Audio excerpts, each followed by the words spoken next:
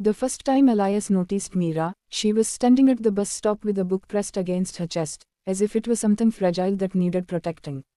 The evening light softened her face, and the city noise around them felt distant, like the world had decided to lower its voice just for that moment. He didn't speak to her then. He only watched the way she smiled at nothing, lost in her own thoughts, and something inside him quietly leaned toward her without asking permission. Their beginning was gentle, almost shy. No dramatic confessions, no sudden sparks. Just two people slowly learning the shape of each other's presence. They talked about small things at first, favorite tea flavors, songs that felt better at night, dreams they hadn't said out loud to anyone else. Elias liked how Mira listened, not just with her ears but with her whole face. When he spoke, she made him feel like his words mattered, even the broken ones. Mira liked how safe his voice sounded, how it wrapped around her loneliness like a warm scarf. Love grew between them the way mornings arrived, quietly, without announcement. Late night calls became routine. Silence stopped feeling awkward and started feeling shared. Elias would walk her home and wait until her lights turned on, not because she asked him to, but because he wanted to know she was okay.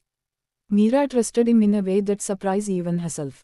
She told him about the fear she carried, the kind that comes from loving too deeply in a world that doesn't always protect soft hearts.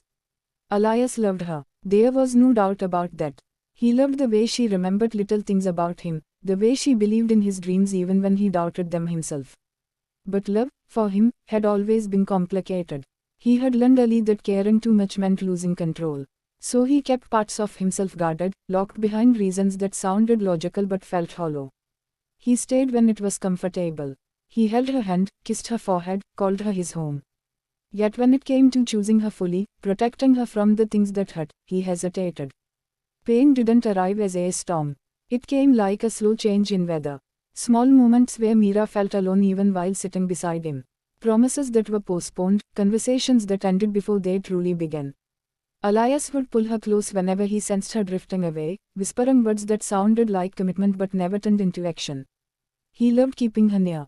He loved knowing she was there.